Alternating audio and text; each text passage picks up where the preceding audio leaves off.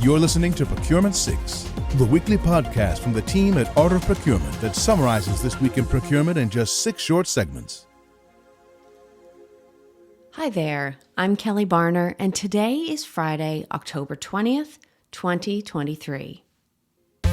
6. This week's Procurement 6 is brought to you by Synertrade. When procurement creates one unified view of all spend activity, there is a positive ripple effect across the business. It leads to better decision-making, stronger supplier and stakeholder relationships, increased cost savings and efficiency, and, in general, better business outcomes. We recently partnered with the team at Synertrade to write a white paper on this topic, Building Procurement Value Through Spend Visibility. It contains real-world case studies that demonstrate the tangible advantages of centralized data and analytics, particularly in today's complex global supply chains. The paper also explores how aligning procurement execution with corporate vision can drive significant benefits for organizations, even, and especially, for those that are highly regulated, complex, or globally dispersed. Download your free copy today using the link in the show notes.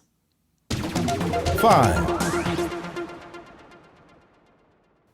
In this week's Art of Procurement podcast episode, Philip Eidson spoke with Olivier Berruiguet, President and CEO of Synertrade, about one of the most often overlooked, yet highly important, components of modern-day risk management: supplier relationships. In the following segment from that episode, Olivier answers a question from Phil about how procurement should communicate based on the role of the executive leader they are speaking to in each case. Yeah, I think, as you say, first of all, you need to speak the language of the person you talk to. It seems obvious, but very often it's not even what is done from the very beginning of the discussion. So yes, if we can accept the assumption that the CEO has this, I would say, definition of what is important for his activity as a CEO or her activity as a CEO, same for COO, same for CFO. At the end of the day, I think that when the value case is pure, which means obvious, which means synthetic, which means usually it's a long and hard work, whether it is done by people inside the organization and or by people outside the organization. I would say it is self-explanatory and it talks to everyone. Everyone will find its bits, I would say, in the value case when it is really well put together and when it's getting obvious for whether you're COO, CFO, CEO, whatever. That's the ideal case where there is an obvious path to value when you put the case together and say, look, if we put this way of work, process, tools, teams together, then we are going to have an impact on this and this and this, because this is today the unmet need that we as procurement experts, we see in our company.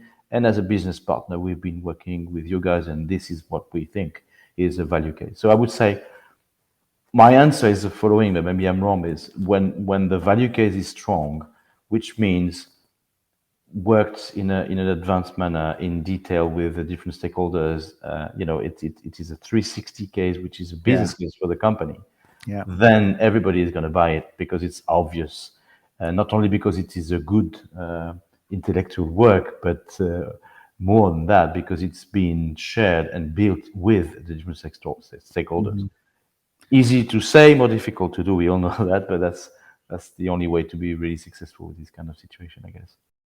What I take away from Olivier's comments here is that procurement should always keep the overall business objectives in mind. If we do that, it won't matter whether we are talking to the CEO, CFO, COO, or an individual stakeholder. The conversation can center around what everyone is achieving for the company, thanks to procurement's input and efforts. To listen to the full episode, go to artofprocurement.com/podcast or search for Art of Procurement and subscribe wherever you listen to podcast audio. 4. In this week's episode of the Sourcing Hero podcast, I was joined by Frank Kenny, Director of Market Strategy at Clio. He is focused on helping companies get ahead and stay ahead despite persistent supply chain complexity. Frank and I talked about the importance of visibility for the sake of optionality and also accountability. We talked about why the ultimate goal of supply chain visibility is not just to see, but to help everyone make effective decisions. There's also the importance of leveraging systems and data without losing connection with the real-life meaning and impact they represent. And then, of course, the risk that abstraction poses to procurement and supply chain professionals, and consumers as well. To hear our full conversation and explore other episodes of the show, you can use the link in today's show notes or find The Sourcing Hero wherever you listen to podcasts. This is Procurement 6 from Art of Procurement. To get notified every time an episode is published, go to artofprocurement.com/subscribe. 3. In this week's Dial P, I sat myself down for a real-life lesson in multi-party negotiations by reading up on the ongoing strikes in Hollywood. In multi-party negotiations, it is much more difficult for each interest group to get what they want, to anticipate the other party's motivations, and to outmaneuver them potentially as positions change. There is quite a cast of characters involved in this particular negotiation. On the labor side, we have SAG-AFTRA, the Actors Union, we have the Writers Guild of America, and we have the Directors Guild of America. On the studio side, the participants are the Alliance of Motion Picture and Television Producers, or AMPTP, NBC Universal, Warner Brothers, Discovery, Netflix, and Disney. There is also an influential group of outsiders and maybe spoilers that have made their interests known in these negotiations, and they are the producers and showrunners. Each of these parties has incentives, objectives, competing interests, and dependencies. Like all multi-party negotiations, that means the power dynamics can change quickly. Interest groups can come together or fall apart, and there's always the temptation to leave an alliance to do what is best for your members. Each of these groups and their negotiators will constantly be recalculating their best alternative to a negotiated agreement. Check out the full episode and accompanying long-form article on the Art of Procurement website, or subscribe to the Dial P for Procurement podcast on all major podcast platforms. 2.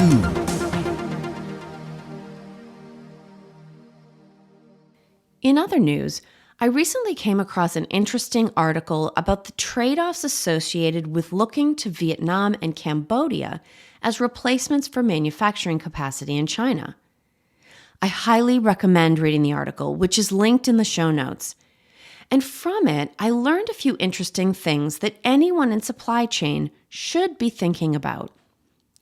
One is that while the supply chain disruptions of 2020 and 2021 made everyone declare that they were going to reshore all production, that is simply not realistic.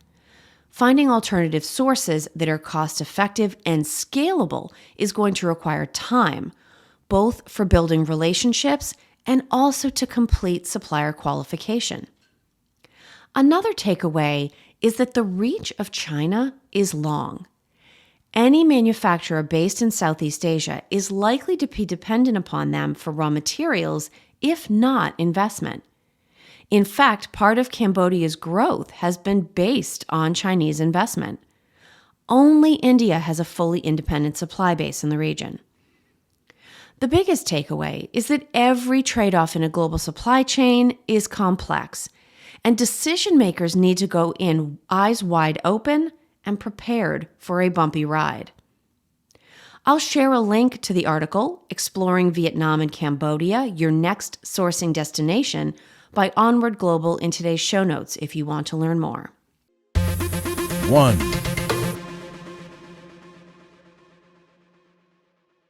Before I let you go, there's an upcoming Art of Procurement event that you won't want to miss. On Tuesday, October 24th, we will be joined by Aubrey Zimmerman from Lattice and K.R. Barron from Productive to share the results of our own recent research into SaaS and software procurement. We will be myth-busting, setting the record straight about which internal function is actually the fastest, what the top measure of success is, and who cares the most about user satisfaction. I hope you will sign up to join us. You can find the registration link in today's show notes or at artofprocurement.com/calendar.